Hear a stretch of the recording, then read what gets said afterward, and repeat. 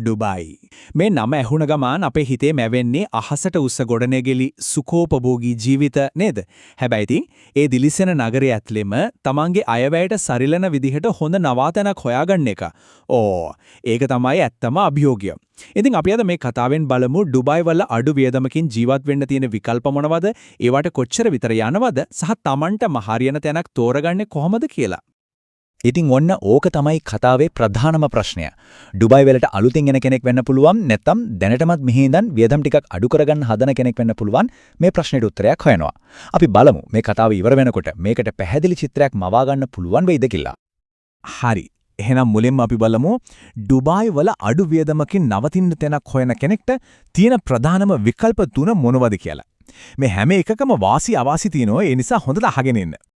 පළවෙනි එක තමයි බෙඩ් ස්පේස්.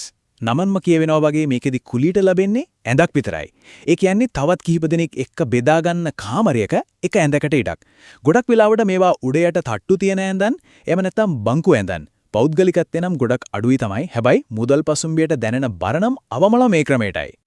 ඊළඟට තියෙන පාටිෂන් රූම්. මේකෙදි වෙන්නේ ලොකු කාමරයක් අරගෙන ප්ලයිවුඩ් හරි ජිප්සම් බෝඩ් හරි වගේ දෙයකින් తాවකාලිකව වෙන් කරලා හදාගත්ත පොඩි ඉඩක්. බෙඩ් ස්පේස් එකට වඩා හොඳයි. මොකද යම් තාක් දුරට පෞද්ගලිකත්වයක් ලැබෙනවා. ඒ කියන්නේ Tamanටම කියලා දොරක් වහගන්න පොඩි ඉඩක් තියෙනවා. තුන්වෙනි විකල්පය තමයි සිංගල් රූම්. ඒ කියන්නේ තනි කාමරයක්. මේක ස්ථිර බිත්ති හතරකින් වටවුණු සම්පූර්ණයෙන්ම පෞද්ගලික කාමරයක්. අපි කතා කරපු අඩු වියදම් විකල්ප අතරින් වැඩිම නිදහසක්, වැඩිම පෞද්ගලිකත්වයක් ලැබෙන්නේ මේකෙන් තමයි. ඉතින් අනුමාන කරන්න පුළුවන් වගේ මිලත් මේ තුනෙන් වැඩිම එක තමයි මේ. හොඳයි දැන් අපි එමු වැදගත්ම කොටසට. ඒ කියන්නේ මිල ගණන්. මේ නවාතැන් වර්ග තුනේ ගණන් කොහොමද වෙනස් වෙන්නේ? මොකද දවස් අවසානයේ ඕනෑම තීරණයක් ගන්නකොට මේ ඉලක්කම් ටික ගොඩක් වැදගත් වෙනවනේ. මේ ප්‍රස්ථාරය දිහා බැලුවම හොඳ අදහසක් ගන්න පුළුවන්. බෙඩ් ස්පේස් එකක් ඩිරම් 300ක වගේ අවම මුදලකින් පටන් ගන්න පුළුවන්. පාටිෂන් රූම් එකක් අවම වශයෙන් ඩිරම් 800ක් විතර වෙනවා. සිංගල් රූම් එකක් නම් අඩුම ගාන ඩිරම් 1500ක්. බලන්නකෝ පෞද්ගලිකත්වයේ වැඩි වෙනකොට මිලත් කොහොමද පියවරෙන් පියවර ඉහළ යන්නේ කියලා. හැබැයි කතාව එතනින් ඉවර වෙන්නේ නැහැ. මේ අපි දැක්කේ කතාවේ ආරම්භය විතරයි. ඇත්තම තත්ත්වය මීට වඩා ගොඩක් සංකීර්ණයි. මොකද මේ මිල ගණන් විශාල පරාසයක එහා මෙහා වෙන්න පුළුවන්. උදාහරණයක් විදිහට ගත්තොත් අර ඩිරාම් 300ට තිබ්බ බෙඩ් ස්පේස් එකම නගරයේ ඉල්ලුම වැඩි ප්‍රදේශයක හොඳ පහසුකම් එක්ක ඩිරාම් 1300ක් හෝ ඊටත් වඩා වැඩි වෙන්න පුරුවන්. බලන්නකො වෙනස. ඒ වගේම තමයි පාටිෂන් රූම් එකක් වුණත් සමහර ප්‍රදේශවල මේවායේ මිල ඩිරාම් 2000 ඉක්මවල යනවා. ඒ කියන්නේ අවම මිල වගේ දෙගුණයකටත් වඩා වැඩි. බලන්න මේක බජට් කියන වචනයටත් කොච්චර ලොකු අර්ථයක් තියනෝද කියලා හිතනවා. නගරයේ ප්‍රධාන පෙළේ ස්ථානයක හොඳ පහසුකම් තියෙන තනි කාමරයක කුලිය ඩිරම් 5000ක් වුණත් වෙන්න පුරුවන්. ඉතින් මේ මිල පරතරය අති විශාලයි. එහෙනම් ඇයි මේ මිල ගණන් මෙච්චර ලොකු පරාසයකින් එහාට මෙහාට යන්නේ? ඊළඟට අපි බලමු ඩුබායි වල නවාතනයක කුලිය තීරණය කරන ප්‍රධානම සාධක මොනවද කියලා. මේ හැම දෙයකටම වඩා වැදගත්ම දේ තමයි පිහිටීම. ඩුබායි වල නම් ලොකේෂන් කියන්නේ හැමදේමයි. තමන්ගේ ලිපිණය තමයි තමන්ගේ මාසික කුලිය තීරණය කරන අංක එකේ සාධකය වෙන්නේ. මේ බලන්න වෙනස.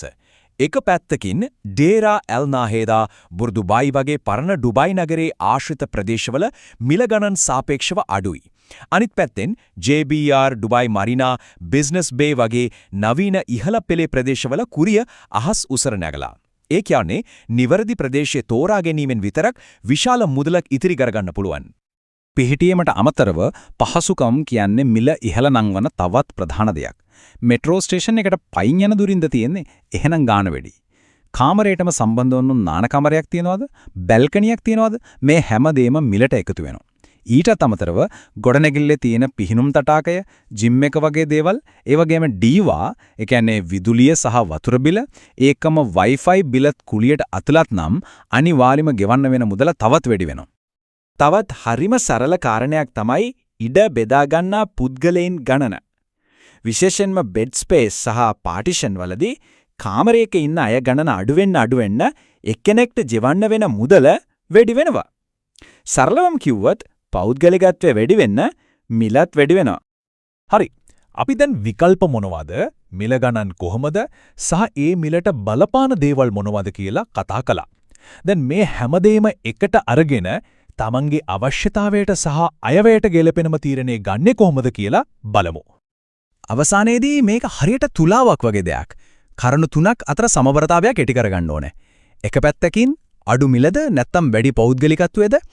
අනිත් පැත්තෙන් රැකියාවට යන්න ගතවන කාලය අඩු කරගන්නවද? නැත්නම් අඩු කුලියක් ගෙවලා ටිකක් දුරින් ඉන්නවද? ඒ වගේම මූලික අවශ්‍යතා විතරක් සපිරන තැනක ඉන්නවද? නැත්නම් අමතර පහසුකම් වලට වැඩිපුර ගෙවනවද? මේවා තමයි තීරණය කරන්න වෙන ප්‍රධාන දේවල්. ඉතින් අවසාන වශයෙන් හිතන්න ඉතුරු වෙන්නේ මේ ප්‍රශ්නයයි. ඩුබායි වල නවාතනක් හොයනකොට එක එක්කෙනාගේ ප්‍රමුඛතාවය වෙනස්. සමහරුන්ට වැදගත් වෙන්නේ පුරුවන් තරම් මුදල් ඉතිරි කරගන්න එක. තවත් කෙනෙක්ට වැදගත් වෙන්නේ දවසේ මහන්සිය නිවා ගන්න Tamanටම කියලා නිදහස් ඉඩක්. ඉතින් මිලද පෞද්ගලිකත්වයද මේ දෙකෙන් වඩාත් වටින්නේ මොකක්ද කියන එක තමයි එක එක්කෙනා Tamanගේම අහගන්න ඕන ප්‍රශ්නය.